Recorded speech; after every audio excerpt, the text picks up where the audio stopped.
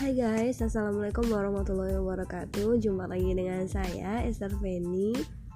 Gak kerasa ini adalah podcast ketiga aku. Nah, kali ini aku mau ngebahas tentang gimana rasa bersyukurnya terhadap rezeki yang telah Allah berikan kepada kita. So, kenapa sih orang ngerasa bahwa dirinya itu menjadi kaum yang paling terzolimi? Kenapa orang merasa bahwa kenapa hidup aku kayak gini, kenapa hidup mereka kayak gitu.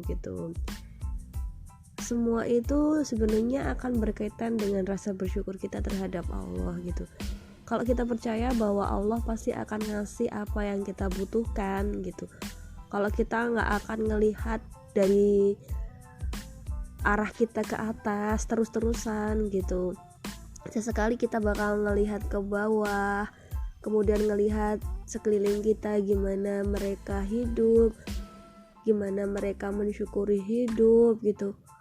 Aku rasa kita akan menjadi kaum atau orang-orang yang bersyukur terhadap rezekinya Allah gitu. Sebenarnya rezeki, kenikmatan, kasih sayang, semuanya itu gak hanya semata-mata karena uang aja gitu.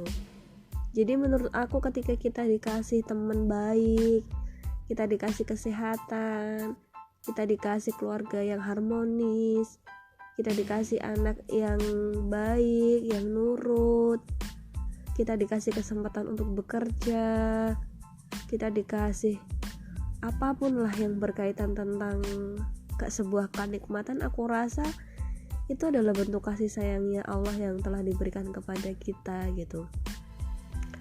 Jadi kalau ada orang yang ngerasa kenapa sih hidup aku kok paling miris sendiri, kenapa mereka yang gak ngibadah atau yang tidak beribadah gitu hidupnya enak-enak aja, sedangkan aku udah melakukan ibaratnya jungkir baliknya beribadah, tapi kenapa hidupku masih kayak gini-gini aja gitu. Guys, perlu kalian ingat bahwa ibadah itu adalah urusan kita kepada Allah ya.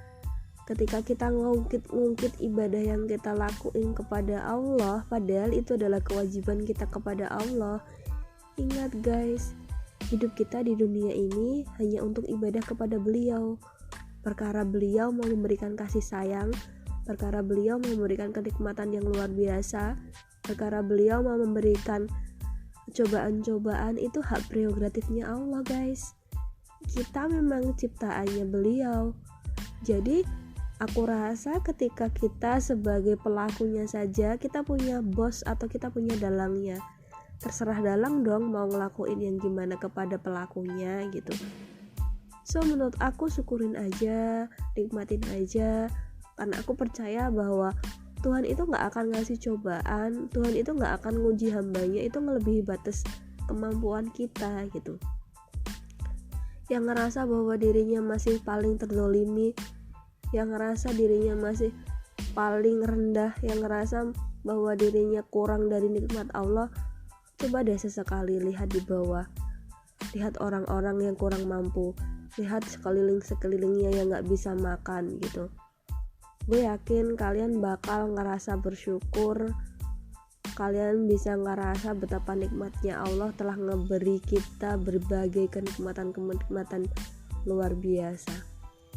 Ingat pesan aku bahwa kita di dunia ini tugasnya hanya untuk ibadah, bukan yang lain, bukan untuk mencari kenikmatan yang bersifat duniawi. Semua itu hanyalah nikmat-nikmat sesaat. Tugas kita ibadah, pasti aku yakin kok Allah bakal memberikan yang terbaik untuk kita.